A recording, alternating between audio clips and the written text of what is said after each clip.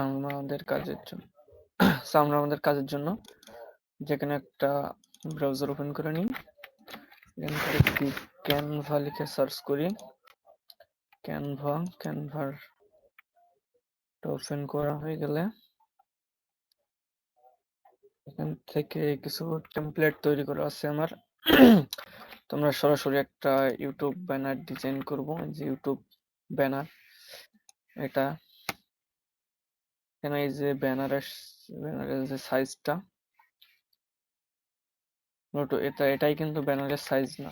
এখান থেকে আমরা ক্রমে গিয়ে এখানে যদি লিখি ওয়াইটি ব্যানার, এই যে ওয়াইটি ব্যানার সাইজ এটা লিখে সার্চ করার সঙ্গে এই যে আমরা এখান থেকে ইমেজে যাব, ইমেজে গিয়ে এই যে ইমেজটা এটা আমরা ডাউনলোড করব। তো এটা আমার সম্ভবত ডাউনলোড করা আছে ক্যানভাতে, দেখি। যাই হোক, করা নাই।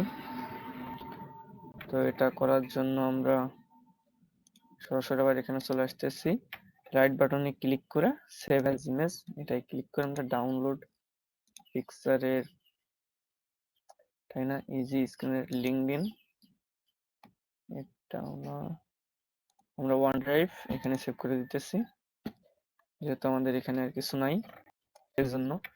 আচ্ছা, তারপরে আমাদের কাজ এখানে গিয়ে এই যে এখানে আপলোডে এসে ক্যানভাতে এসে আপলোড ফাইল, এখান থেকে সরাসরি আমরা কোথায় রাখছিলাম, ওয়ান ড্রাইভে গিয়ে ডাউনলোডে এই যে আমাদের এটা চলে আসছে।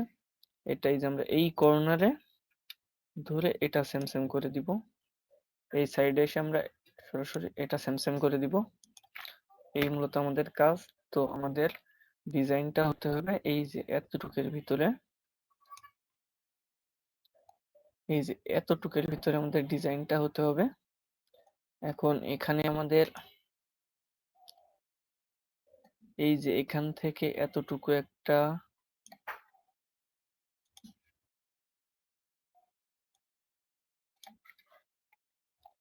তারপরে এখান থেকে এতটুকু একটা,